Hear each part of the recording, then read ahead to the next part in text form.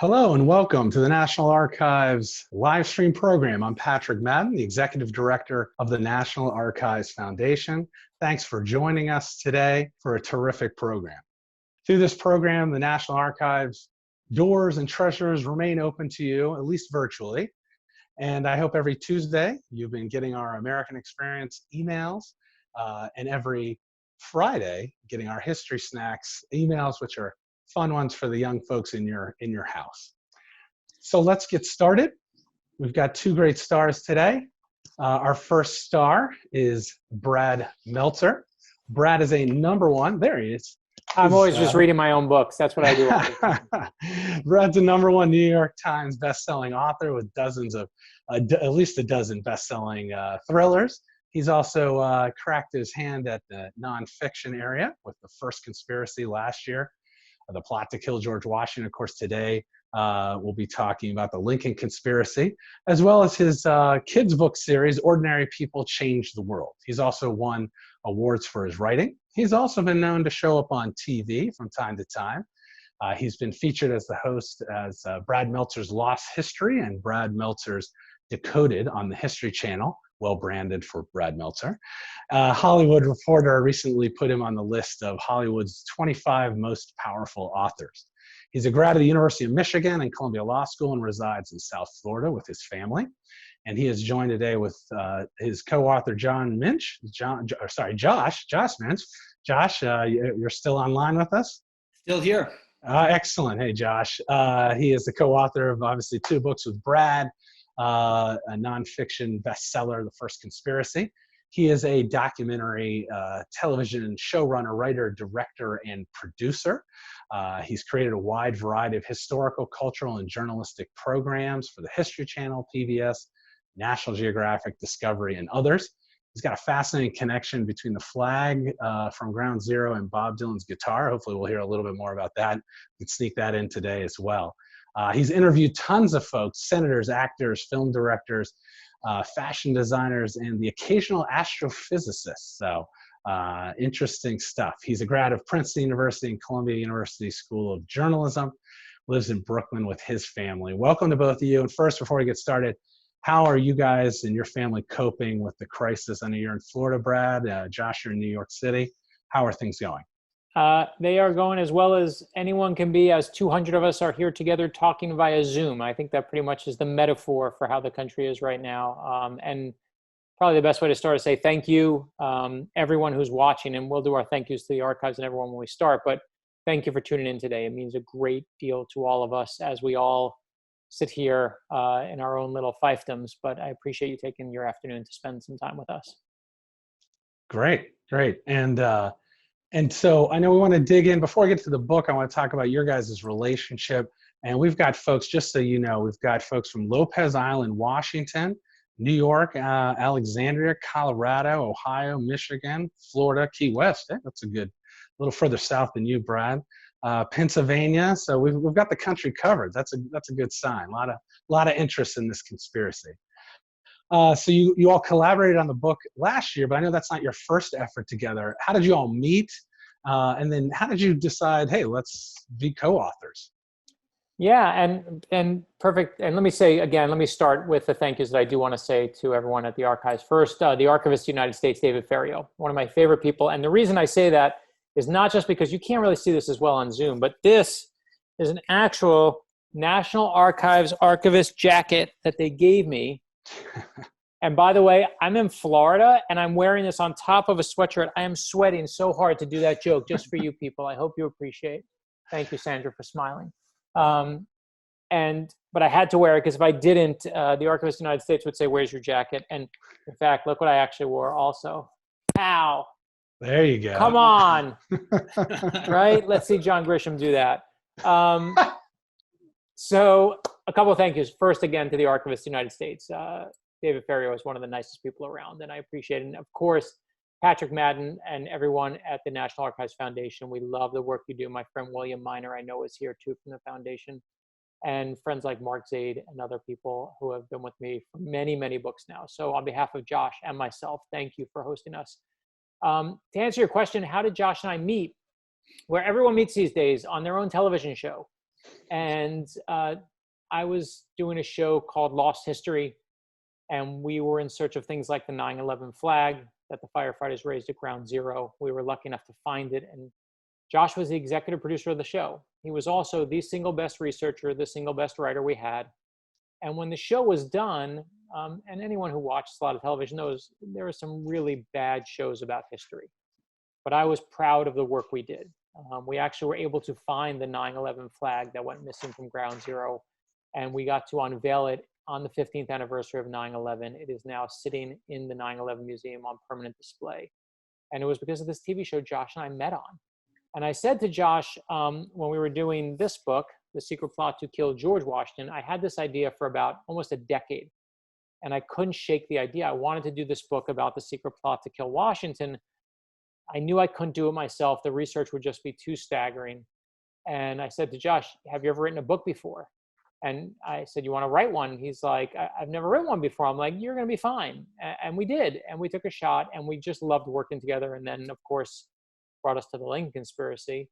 And probably to answer your question, let's just go into it really quickly, why we started to write about it. Because we all know the story of how John Wilkes Booth ended Abraham Lincoln's presidency. But this is, of course, a different story. This is the story of the first secret plot to kill Abraham Lincoln at the very start. Because to be sworn in and raise his right hand and be sworn in as America's 16th president, Abraham Lincoln had to take a train from his home in Springfield, Illinois, to Washington, D.C. And the only way to get there was he had to go through Baltimore. But Maryland at the time was a slave state. So the plot was very simple. A secret society planned to ambush Abraham Lincoln when he came through Baltimore and end his presidency before it began. And I love that idea. In fact, I love even the physicality of what happened. You're on a moving train in the middle of the night. You've left Baltimore and you're headed rocketing toward Washington, D.C. On the train, lots of passengers. But there's three that we're really focused on. There's a businessman, there's a woman, and there's her invalid brother.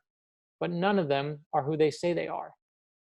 The businessman is actually famed detective Alan Pinkerton of the Pinkerton Detective Agency.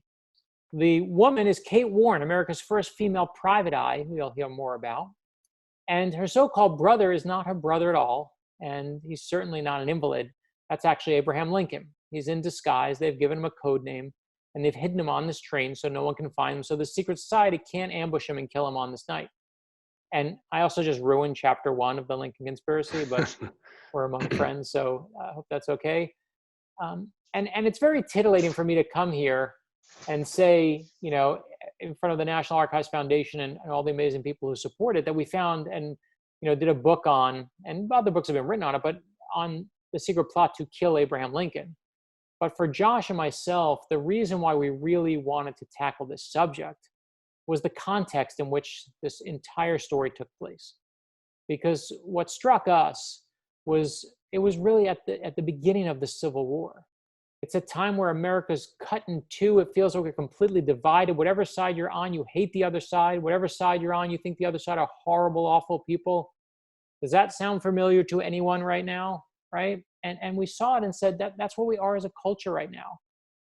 I spent the last week, the book came out a week ago, and I've literally been with my friends on Fox News and my friends on NPR. I've been from everywhere, from the most conservative reporters to CNN. We've been back and forth all week long. Abraham Lincoln is one of the few things we all agree on, which is beautiful and it's wonderful. We all can agree on what good leadership looks like. We do agree on that when it comes to Abraham Lincoln. But it struck us when we were talking about it, those many years ago, that we could use this story to show people in this time of division what great leaders do in this moment. And what Abraham Lincoln does is he doesn't choose to divide us, he chooses to unite us. And that was what was important to us. Because we all know, as I said, the end of Abraham Lincoln's story. You wake up anyone in the middle of the night right now and say, tell me about Abraham Lincoln. 3 o'clock in the morning, I woke you up. You'd wake up and you'd say, freed the slaves, Emancipation Proclamation, big hat, log cabin. You'd say all the things that we always drill into our kids in high school and junior high. And those are certainly important parts, but that's the end of Abraham Lincoln's story. That's when he's the fully formed, amazing person who dies in Ford's Theater. What was fascinating to myself and to Josh was that this story in the Lincoln Conspiracy was about the beginning of Abraham Lincoln's story. This is the beginning of his presidency. This is where he's second guessing himself, doesn't know if he's getting it right. When he finds out that he's even got the nomination, you know where he is? He's in an alleyway playing handball, right? I love the fact that you see him, that his son loses the original draft of his first inauguration. They lose it on the train. You had one job, he says to his son, right? One job, don't lose my speech. And the speech goes missing. And you even see when he, before he leaves for Washington, one of the last things he does is Lincoln says he wants to go home. He wants to see his father's grave. He wants to say goodbye to his stepmother, who he adores. And they have this beautiful visit together. I love the detail in the book that says Abraham Lincoln comes to his stepmother's house, and he's such a physically big man that she's sitting in this little rocking chair. And he goes and he hugs her, putting his arms not just around her, but the chair itself as he hugs her and brings her close. And she starts crying. He supposedly starts crying. What I love most is when he says goodbye, she says, I'm worried he's going to be assassinated. I'm worried I'm never going to see him again. And she's absolutely right. But what strikes me about that moment is Abraham Lincoln, when you hear those stories, he's a human being again. He's not the perfect person at the end of the war, but he's a regular person with hopes and dreams and knows he's going to make mistakes and he's trying to get it right. Those of us who study history know Abraham Lincoln doesn't get elected saying, I'm going to free the slaves. That's my solemn vow today. That's something that evolves over time. It's something that great people like Frederick Douglass help him evolve too. But you get to see Abraham Lincoln where he is at his start point and how does he get to that great moment? And I love that when you see him be human, we make this one mistake, and I can say especially to this group, because you'll understand it as people who appreciate history. But one of the things we in America do is we build wonderful monuments to our heroes, and then we worship at them. But we do our heroes sometimes a real disservice when we do that. Because anyone you look up to, whether it is Abraham Lincoln or whether it's Rosa Parks or whether it's George Washington, whoever it might be, they had moments where they were scared and terrified. And when you look at those moments and you find those moments of doubt, you get that reminder that they are just like us. They are human, right? They have moments where they're scared and terrified, but they still go forward. And I love the fact that when you read this book, you get to see Abraham Lincoln as a kid. You get to see him as a teenager. You get to see what he suffers through, and you get to see the start of his presidency where it's not going very well. He's so hated. He's so despised. And you realize in those moments that Abraham Lincoln is like all of us. All of us, every single one of us on this call right now, we are all scared and we are all brave and we are all terrified and we are all amazing. Some of us within the same few minutes, some of us within the same few seconds, depending on when you catch us. And I love the fact that you get to, when you read the Lincoln Conspiracy, that you get to experience that human side of Abraham Lincoln as well. So that's, I will talk about obviously a lot of the fun and the details of the book, and what we of course love the action of the book. One of my favorite scenes in the whole book is that you get to see that moment where Abraham Lincoln is actually told that there's a secret plot to kill him, that you see him in the hotel late at night, and he's had a day of shaking hands, and he's just tired and exhausted and wants to go to bed, but they bring him in. They say, sir, we have a credible threat against you. We know you have an event in Philadelphia tomorrow, but we want to make sure that we get you out of here. We want to make sure that we skip Philadelphia, get you to Washington, D.C., where you can see Trevor Plant and everyone at the National Archives, all my friends there.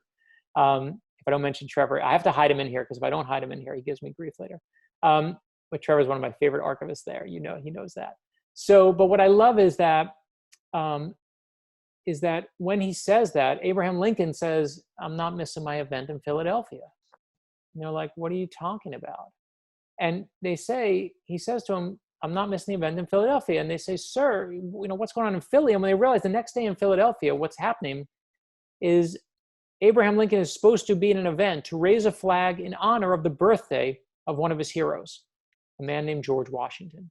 And no way is Abraham Lincoln missing this event for George Washington.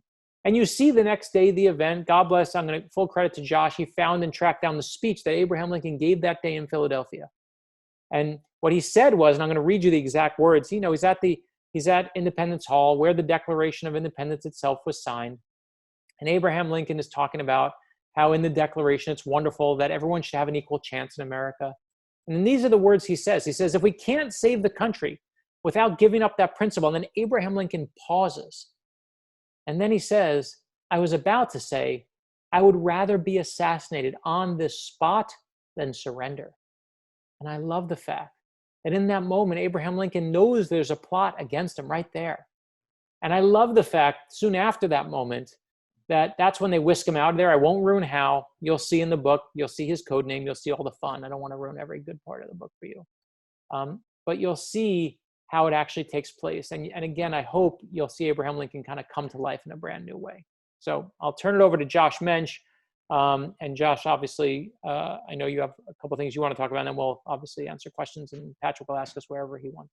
Yeah, and Josh, I'll just say, like, as I made my way through the book, we've got private investigators, we've got codes, secret societies.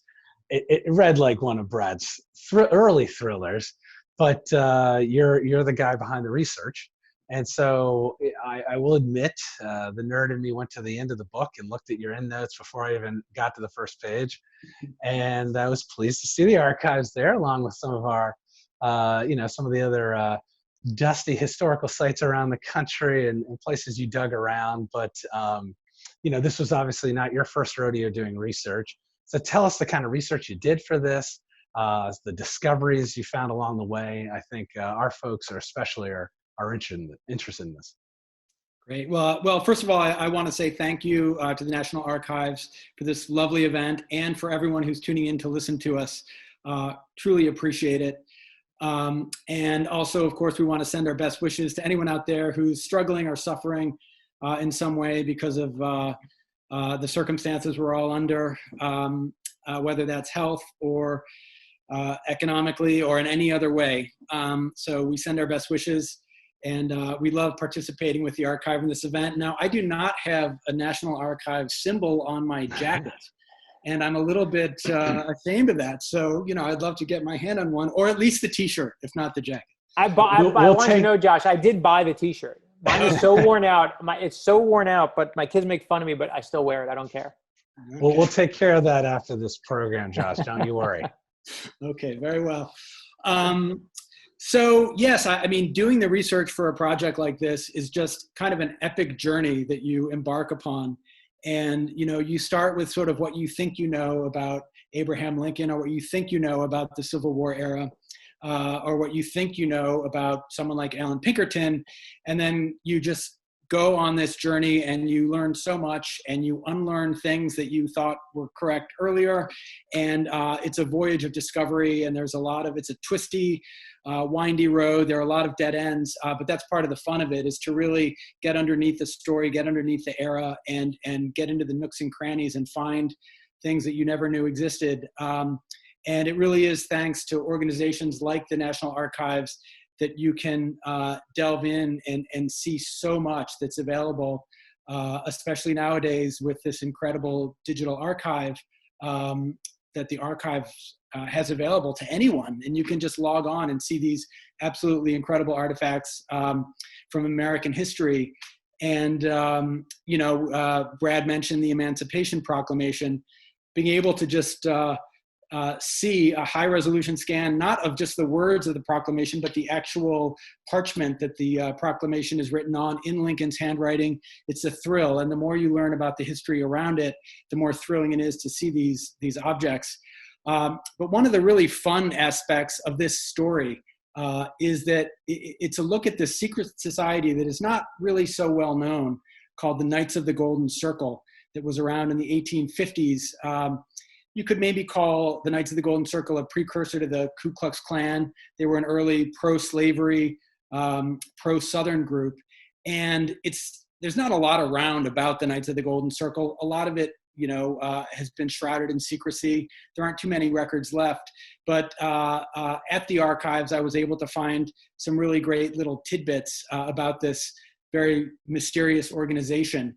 One was a list of some of the code numbers they used. Like many secret societies, they had this very elaborate system of codes and secret signals.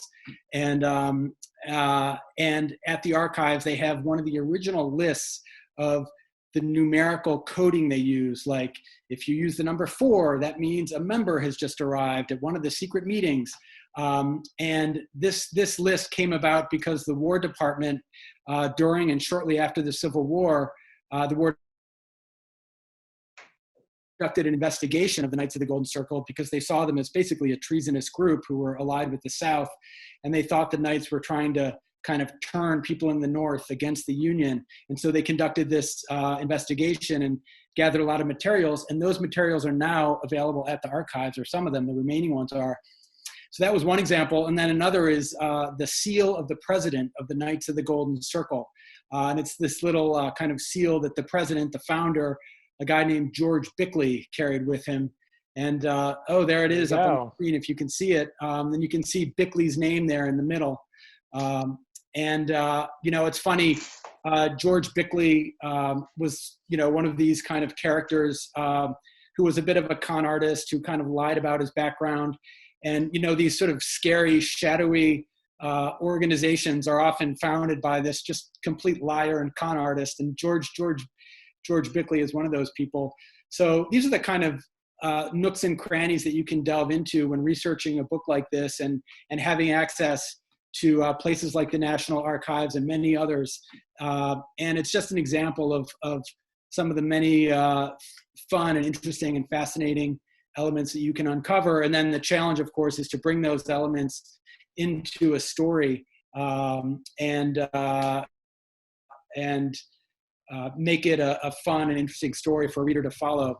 And this story was just kind of tailor-made to be a great book because it's both fast-moving and it has great characters, and there's heroes and villains and private detectives and people in costume, in disguise, and secret societies. But at the same time, you have the incredible backdrop of the months immediately leading up to both Lincoln's inauguration and the start of the Civil War, the most epic time in American history. And we just, of course, fell in love with the era and the story and the characters in it, and tried to capture some of the drama, the excitement, and the fear of living in that time. So that's my long answer to your short question. No, that's great. And Brad, I don't know if you want to mention, I know something that sparked your interest a couple years ago at the archives was a letter that's connected to one of the key characters that changes a certain visual direction of one of our famous presidents. Yeah, and I do have to tip the hat, the historical hat, to Trevor Plant also, because he gave us the Knights of the Golden Circle. He was the one who gave it to me for a book many years ago, so I owe him for that one too. But I remember there's a beautiful story in there. It's one of my favorites, and it's about an 11-year-old girl named Grace Fadel. And Grace Fadel writes a fan letter, of all things, to Abraham Lincoln when he's running for the presidency. And Abraham Lincoln's clean-shaven, young, and, you know, beginning of this journey that he's on. But Grace Fadel writes in this letter and says, you know, "Dear Mr. Lincoln, I see you're running for the presidency. Some of my brothers are going to vote for you, some aren't. But I think you'd do a lot better if you grew a beard." An 11-year-old girl, that's what she says, grow the beard. And he writes back this letter saying he's growing the beard. And then, you know, no one really knows if that's why he grew the beard, but he does start growing a beard right after that. And one of my favorite moments that you'll see in the book is when Abraham Lincoln's train goes through Grace Fadel's town, and she comes running up with flowers, and she's all excited to see him. And then he says to her, Grace, here's the beard I grew for you." And I love that there you go. There's the beginnings of it, the before and the, well, I'm sure you know the after, but, and people start trying, they're like, "Oh my gosh, we made all these pictures of him and he didn't have a beard." So they start drawing them in too. They start, you know, some people are changing his picture and they're trying to draw on what they think the beard looks like, because, you know, it's not like today where you just change your profile pic. It was, you know, these were hand-drawn things. And I love that Grace Fadel, that, you know, America gets the most famous beard in American history from an 11-year-old girl. And I only knew that story because when I was in the archives researching a book many years ago, the Archivist of the United States, David Ferriero, I asked him, "What's one of your favorite things that's in the archives?" And he has one of the Grace Fadel letters. We were talking about it before, that it's not the first one she sent or the one Lincoln sent back, but then she wrote another one, and it's in the National Archives. And I love the fact that, you know, yes, we have the wonderful documents that are there, and it's great to have the Magna Carta and the Declaration and all the other wonderful documents, but it's those moments where you just see the humanity, not only of an 11-year-old girl, but of Abraham Lincoln's response to her, and the beautiful things, you know, that are exchanged between these two, what really should be strangers. they just really humanized Abraham Lincoln for all of us. And obviously to see that letter that's spectacular. It's one of those, when you go to the archives, there's always like the list of like the things you want to steal. And that's the one I think. It's a joke. Don't worry, Patrick. Hey, that's a touchy subject for us. I know, well, no, you know how many people ask me if there's a treasure map on the back of the Declaration of Independence, if I'm going to be like Nicolas Cage? Like, that is my life right now. Once you write a thriller set in the archives. Every day in the Rotunda of the National Archives and the shop of the National Archives. That is us. I want to remind people that we're taking questions in the chat. So we're going to start doing that in just a second. So I've got a few here to get us started, but please go to the chat, send your questions in, whether you've read it or not. So, and I want to give a shout out to Springfield, Illinois, which is joining us, one of my former bosses. So Lincoln roots are alive and well with us here. So to clear up, we've already had a couple of these questions come in. Thriller, fiction, historically accurate, nonfiction. How are you guys characterizing this? Yeah, it's funny. We always knew, as someone who made for 20 years now has been writing fictional thrillers. One of the reasons why I did bring in Josh in the very beginning, and we talked about this at length, is, are people going to realize that we didn't make anything up here? And Patrick, as you said, there's nearly 50 pages of footnotes in this book. It is all nonfiction. It all really happened. It is all documented. You can go and look and pull the quote from exactly where we pull it from.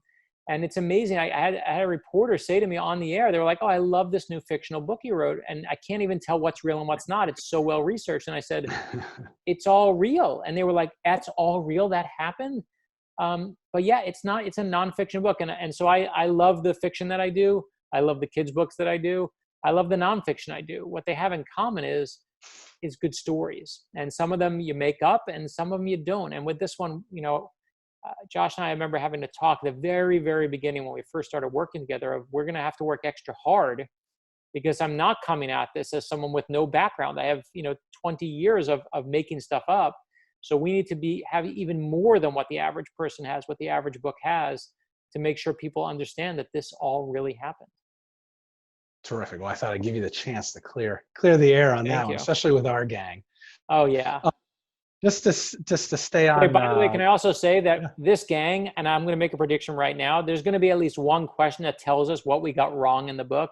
One, because that happens every time I do an event in Washington, D.C., because I lived there for all those years, and everyone needs to tell us the book they wrote, the book they're researching, or the mistake we make. That's the first thing that always comes. So please tell us where our mistakes are. I'm sure you'll find a date wrong by a month or something. But we obviously are excited to see what people bring. Sure. So far, we're just getting into the details. So a question about your working style. So how did the two of you divide the tasks of writing? Yeah, so we always wind up, and Josh, obviously jump in, please. This one was harder because we didn't know exactly the error where we wanted. We knew we had a couple Lincoln stories that we thought were worthy. And I remember Josh and I going back and forth and saying, you know what, as I said, just settling, this is where we could tell that Civil War story, where the consequences have an impact on where we are now. We talk about just the general beginning, where to start, what do we think. That scene I talked to you about being on the train, that really is the prologue of the book. It's the first chapter you're going to read. And it was very important. We talked about, like, let's start right in the action. When we did the first book, Josh had done a lot of history research, but I think I had to do more work in terms of pacing, where Josh was writing in a linear line and I would go in and, Josh, to be clear, always does the first draft, always puts the first pen to paper or keyboard to his computer. That's the first thing that happens. And in the beginning, we'll do about 25 to 50 pages, and I'll read them and kind of look them over. We'll talk about them and see where we are, how pacing's going, what we think. There's a lot of discussion of different ways we should start and where we should go. And then once we get past page 50, Josh truly goes off to the races. I think what he saw in the beginning is I've always come at it from a thriller angle. So I'll look at a scene that may be, here's a 20-page scene, and I'll be like, hey, Josh, and this was in the beginning, not really as much in this book, where I'd say, there are 3 cliffhangers in here. Let's chop these up. Let's split them apart. Let's bring the bad guys in here and foreshadow what's going to happen. And then suddenly you take what is a really a linear historical tale. And I feel like my job is more to help us turn that pacing up and make sure that it's more accessible.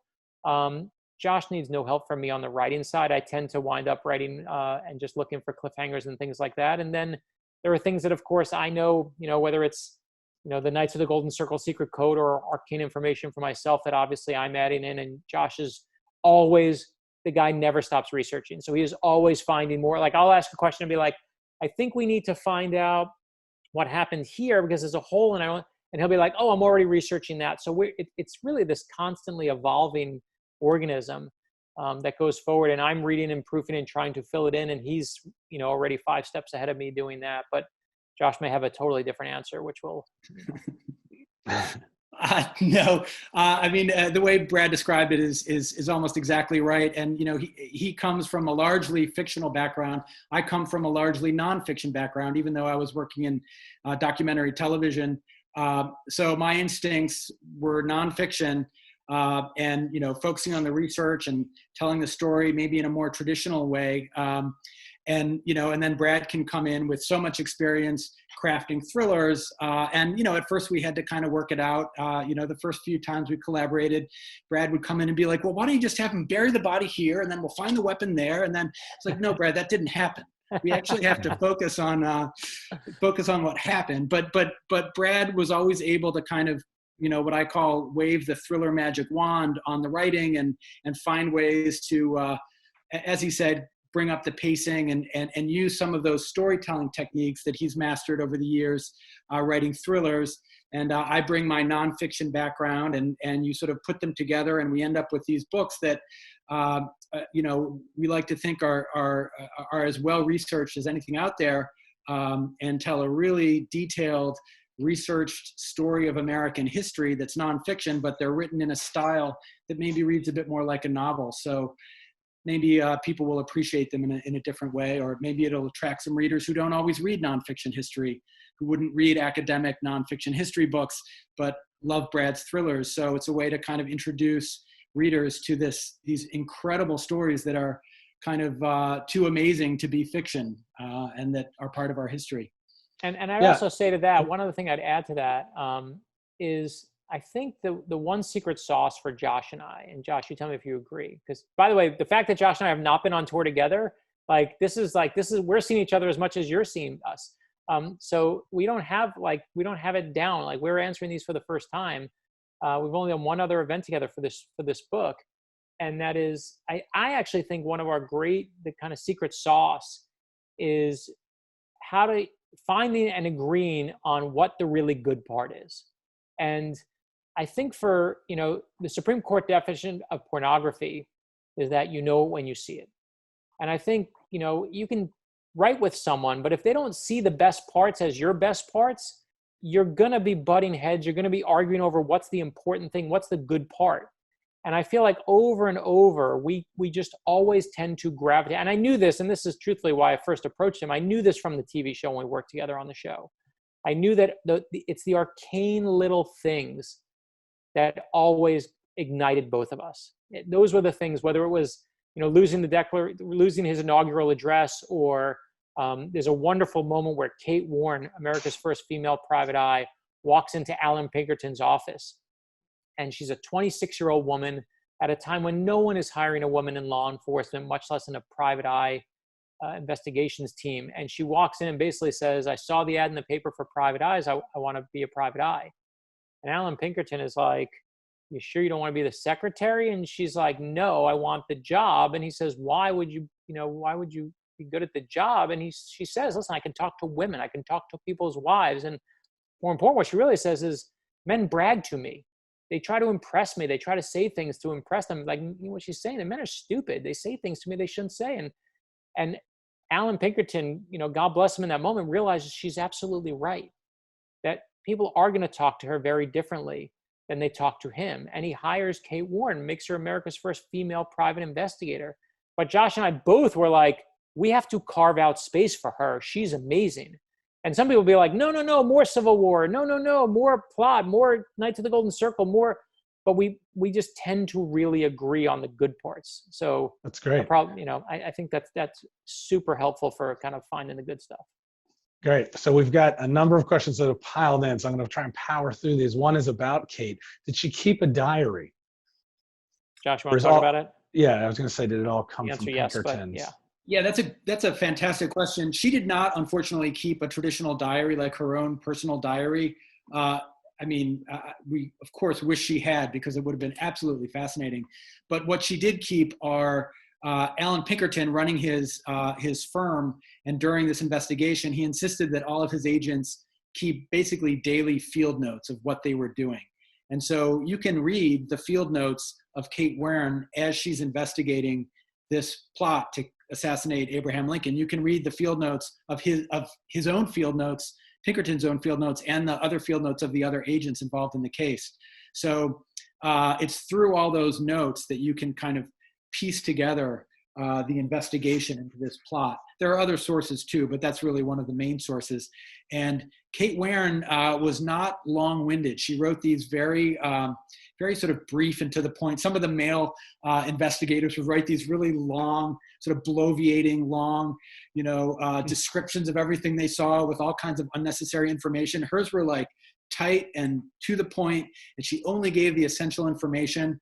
And sometimes a kind of slightly cynical sense of humor peeks through that is sort of fun to discover, but she's very to the point. And but it's through those field notes that we get both to tell the story of her role in the investigation and just learn about all the contours of what they were learning and what they were going through, and really the day-by-day record of what happened as this horrible plot to assassinate Lincoln was uncovered. And did you all visit any of the sites that you described throughout the book as part of your research? When possible, we did. And I happen to live in New York City, and a certain portion of the story actually takes place in New York City. In fact, when Kate Warren first lays eyes on Abraham Lincoln, she is in New York City, and she's on this mission to try to connect to Abraham Lincoln's entourage. And he's traveling by train from Springfield, Illinois, through the northeastern states. And one of the last stops on the trip is through New York City on the way to Washington, D.C. And New York City is absolutely thronged. And Kate Warren has to get in there, and she's able to get a room at the hotel where the Lincolns are staying as they're passing through. And so she is at this hotel, and the city is just an absolute mob scene, but she's able to see, and we have this record of it in her notes, as Abraham Lincoln arrives in his carriage amidst these throngs of people. She's watching from the hotel as he arrives at the hotel, and he arrives there and he gives a very brief speech. And she writes, in the moment, that on this day, I'm watching Abraham Lincoln arrive. So that took place in New York City, where I live. So that was just one example of being able to go to the exact spot where this wonderful moment is taking place. I also got to go to downtown Baltimore in the summer, and obviously was obsessed with trying to find things, but so many things are torn down and not there. But obviously, when you read the book, you'll have a totally different view of the ports and what they were really being used for there. And slavery just being, that's why Baltimore we don't think of it as a southern state, but obviously it became a huge part of the slave trade. That's actually goes to something you mentioned earlier. Did Lincoln want to end slavery, or as it took hold in the Union, did his thinking evolve? You allude to this. I wanted there's a sort of a follow-up question to that.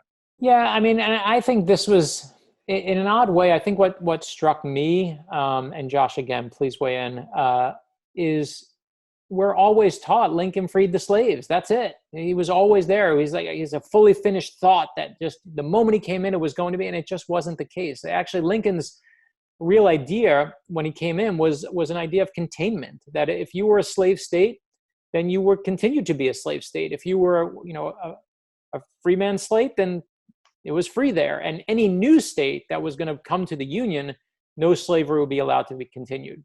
So the idea was one of containment, and one that basically will eventually outnumber them as the country grows. It's not until, as I mentioned before, Frederick Douglass and others kind of help him evolve, and that he realizes, wait a minute, this is wrong on its face, and we need to do something about it. And truthfully, through some great machinations of how to actually make it happen. What's fascinating, though, is that's not how the South sees it. The perception of him is, regardless of how he feels and the nuances that he brings to it, but by the mere fact that he is not a pro-slavery president, or a pro-slavery candidate, he is public enemy number one. And I think what caught both of us off guard, and it was very important to really, really focus on this. You'll see some of the early scenes in the book focusing on Senator Sumner and the physical events that happened. But we're there because I think we were struck by just how hated Abraham Lincoln was. Because right now, he pretty much wins. He even really, I think, outranks George Washington as the most beloved. I mean, it's ask anyone, it's Washington or it's Lincoln. But he was hated. At the time when he goes on the ballot, I think there were 10 different states wouldn't even put his name on the ballot for the presidency, even though he was the rightful nominee. By the time he's elected, I should say, they give him 3 days. 3 days is all he gets. 3 days after he's elected and wins, South Carolina passes a resolution saying that they're going to secede from the Union.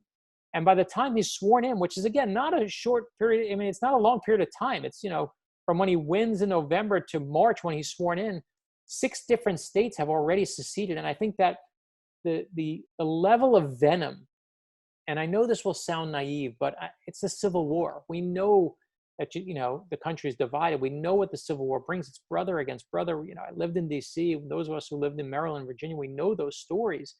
But I was still taken aback by, it's one thing to hate the other side or think less of the other side. It's another thing to want them dead. And I was struck. It was very important for Josh and I. I remember including those scenes where you see the hate mail, you see the death threats you get, you see what they're calling them, the N-word. You're just, it's pretty staggering to watch where Lincoln comes. And then, in the face of all this, as Lincoln arrives, in the face of all that hatred, Lincoln in his inaugural address, he doesn't come back and meet everyone with a fist and say, well, I'll show them. That's never how Abraham Lincoln ever operates. He operates and meets people with an open heart, open brain. And he says in his inaugural address, which is a kind of unremarkable speech, except for, one key line, but he says, in the midst of all this hatred, we should be friends, not enemies. And he says we need to, and again, the great line, defer to the better angels of our nature. And I love that you get to see, even in the face of all that, that kind of open hand. That's great. And we have a couple more minutes, but I'll see if I can sneak a few more in here. Sorry, we'll be quick. We'll do super round, fast round. So you teed up, obviously, what was as he was running. He gets elected. He's starting to hear more. Obviously, once he is nominated, he's starting to get these threats. You talk about that. Can you talk a little bit about his reaction to the plot, not just the plot of the book, but all along the way he's hearing about how people feel about him. And I thought you did a good job sort of weaving that in throughout the story, even to the point where he's told by multiple parties, hey, this is going to happen in Baltimore. And just so you don't hear from me, Josh, you want to jump on this one so we take turns? Yeah, sure. I'll answer maybe a part of it, and then I'll toss to Brad for another part of it. But, Abraham Lincoln, just because of who he was as a person, he immediately started getting all these death threats. And his first instinct was to kind of disregard them. And a lot of his friends, the people around him, were terrified because some of the death threats, some of them were obviously nonsense, but some of them seemed very legitimate. And some very serious people were writing him saying, I know of a very real plot to kill you. Like, your life is in danger. And these were credible, serious people who were writing this. But Lincoln himself, it was not in his nature to think that people would want to kill him. He was just always inclined to see the good in people. And so he just didn't really believe the threats. He didn't believe that anyone could be so full of hatred that they would want to assassinate, a duly elected leader. And also the fact is he wasn't even president yet. He kept saying, like, I haven't done anything. I haven't done a single thing as president. I'm the president-elect. Like, give me a chance to do something that will make you hate me, and then you can hate me, but give me a chance. But people hated him already because of what he stood for and what he represented. He was anti-slavery. Even though he was not an abolitionist, he did think that slavery was morally wrong. People in the South did not want to hear that. So even though he said, I'm not going to abolish slavery as president, they just didn't want an anti-slavery president in the White House. So he got all these death threats. And for a long time, he ignored them until finally, as Brad mentioned, Ellen Pinkerton confronts him and says, listen, this is the real thing. Like, I have been investigating. I'm the best investigator in the world, and I've got the best team in the world. And we spent the last several weeks undercover in the city of Baltimore, and we know that there is a plot to kill you, and you have to do something about it. And then maybe, Brad, you can talk a little bit more about sort of his reaction to that. Yeah, no, and I talked to. I mean, I want to get to even more questions, but you heard my answer to that part. Yeah, we sort of already answered that, but it did give some real insight into Abraham Lincoln's character, just to his sort of response to the death threats and to the plot itself.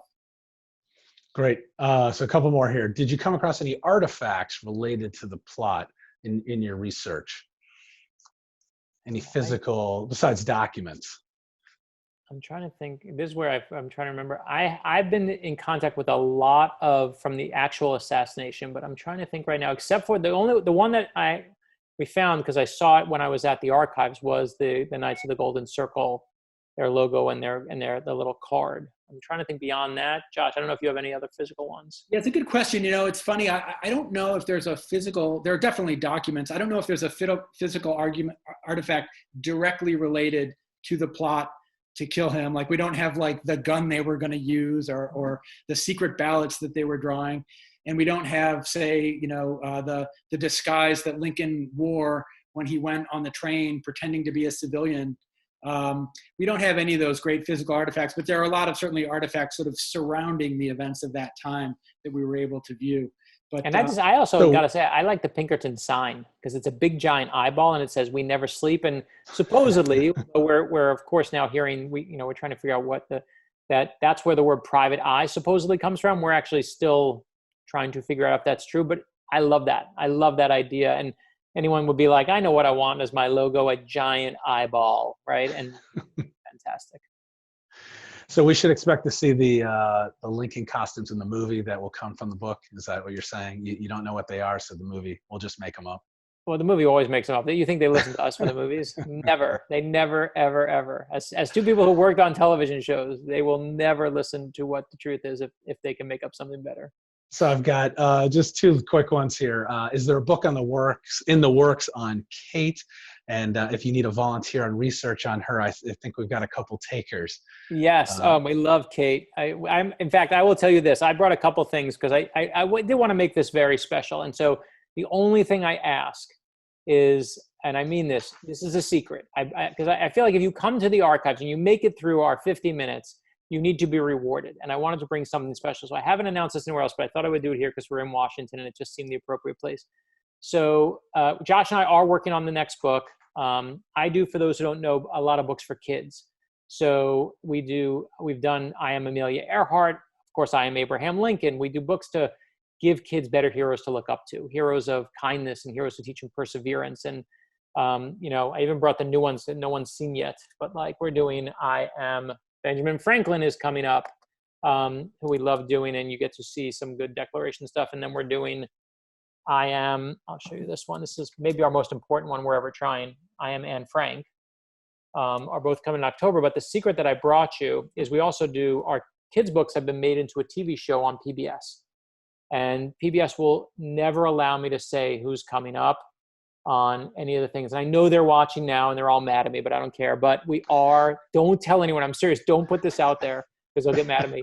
But we are doing Kate Warren. So you're going to see Kate Warren is coming. Excellent.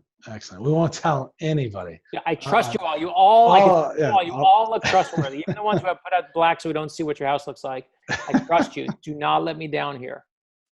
So my last question is, what are you working on now, or what's next? So we've got that in the queue. That's terrific. Josh and I are not revealing what the next conspiracy book is, but I'm working on a new thriller and then obviously the new kids books. And we just did, excellent. Last week came Leonardo da Vinci. We just did that one too. Great. Well, Brad, let me close with one question I'd like to ask all of our guests. We do have some young people on the stream, and you have obviously a passion for history, nonfiction, and creating a little bit of mix of real history with thriller. Why should young people care about history and how the government works? And tell us, what do you think? What drives you? For me, there's this great quote that's attributed to Mark Twain, although he never said it, which is, history doesn't repeat itself, but it sure does rhyme. And I know it's cliche. We're always supposed to say it's going to repeat. If you don't study it, you're going to repeat it.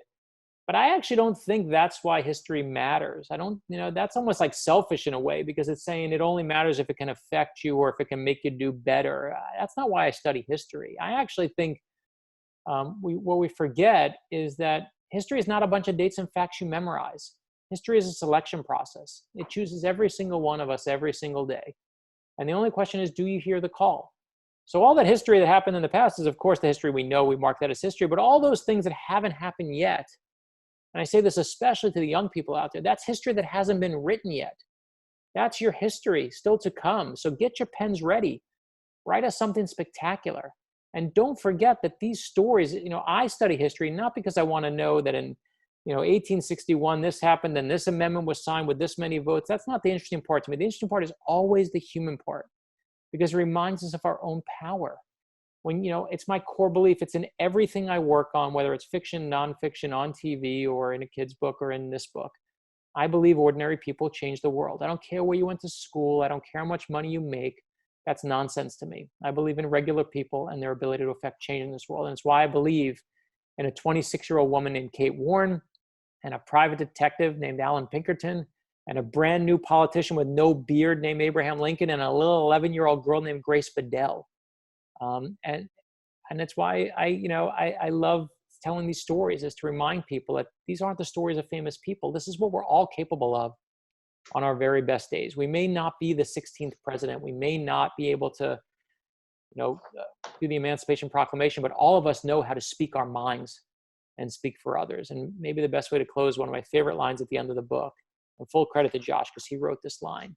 But it was the line that says, I think Abraham Lincoln's greatest attribute is that in the face of all the venom and all the hatred, that what he always did over and over again is he was always reaching for the light. And that's what history shows us, is how to reach for the light. So that's the reason to me to keep at it, keep at it, keep at it. Well, let's have a round of applause for Brad and Josh. Thank you very much. If you'd like to get a signed copy of their book, you can go to our nationalarchivestore.org website, and you can get a copy. I've got my dog-eared version right here. There's a site. We've got some other collection items there from Lincoln. We've got our bust here. I don't know if we can go back live. We've got our bust. We've got all sizes of Lincoln's bust here. And of course, we've got quotation, other books, and terrific. And don't forget, Father's Day is coming. You need signed books of the Father's Day present. Hint, hint, people. Father's Day. Click on the link. Help the archives. We sign the books for you, so you'll get signed copies, which is the nice part. We put little book plates in each one, so you actually get a signed copy. And he got paid nothing to say that. Nothing. And I didn't get paid to sign it either. Exactly. Well, they paid me in the Passion t-shirts. for the archives. There you go.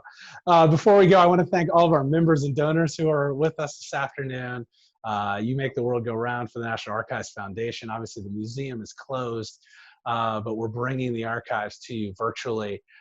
Folks can't walk around the rotunda, but by becoming a member and donating to the foundation, you're showing us the value both in person and virtually. So we encourage you to go to archivesfoundation.org, become a member if you're not, or make a donation. We greatly appreciate it. And stay tuned for more programs coming up in the next few weeks. On behalf of the National Archives, thanks to Josh and Brad, thank you for joining us today. Until our next program, be safe and be well.